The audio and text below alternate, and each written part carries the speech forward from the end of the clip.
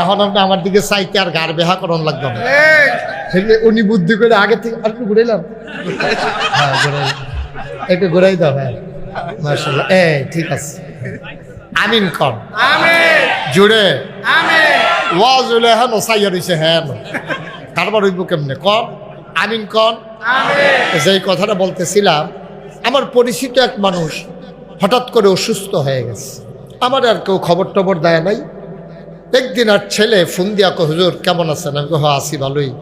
আব্বার নমুনা তো খুব খারাপ। আমি কীরকম? কয় আইয়া যায় অবস্থায় রয়েছে। এবারে পবরের সাংঘাতিক অবস্থা। তো কি খাইতো মনটা কয় খাওয়াইতেও যাও না। কয় হুজুর যা যা কইছে সব খাওয়াইছি। তা আমি কখন কি কয় গত রাত্রে জিজ্ঞেসলাম আব্বা আপনার আর কিছু মনে কয়নি? কয় নাগাইশের ফিস সাবরে চাইতাম মনে কয়। তো এই কথা বলছে পরে যত ব্যস্ত থাকি একটা লোক মারা যাইতেছে মুমূর্ষু, তো এই লোকটা আমার দেখতে মন চায়। এখন আমি কি করব? যত ব্যস্ততাই থাক আমার তো যাওয়া দরকার।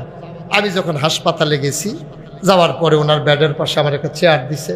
তাই বসার পরে দেখি যে লোকটা কাঁদতে আছে। আমি যে গেলাম সমস্যা কি? হুজুর বাম মাত্রা বাম ফাওড়া এটি লইয়া লাইছে, লড়ে না। আমি কিন্তু এটা প্যারালাইজড। কয়ে ডাক্তার একটা সুডু আতুরা লইয়া এফিটা দিছে, দুঃখ পাই না। ফাওয়ার তাল কুতকুতি দিছে, আইসি উঠে না। আমি কিন্তু ডক্টর সাংঘাতিক প্যারালাইজড হয়ে গেছে। তা আমি সবাই সূরা ফাতিহা পড়ো, তো সবাই সূরা ফাতিহা পড়ছে, ইখলাস পড়ছে, দরুদ শরীফ পড়ো। ওইটা সবাই নিয়ে দোয়া করলাম। আসার সময় দেখি গালের ভিতরে এরকম খোসা খোসা। আপনারা আগে যাবো না, আপনারা ধর্ম আমি কাছে তেমনি দেখি গালের ভিতরে হাত দিয়া দেখি যে খোসা খোসা দাড়ি। তা আমি গেলাম কিও দাড়ি কি রাখা দিছে?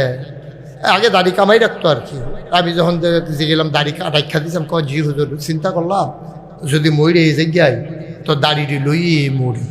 আমি তো মরেন না, অসুবিধা কি? মরেন, দাড়িটি লইয়ে মরেন।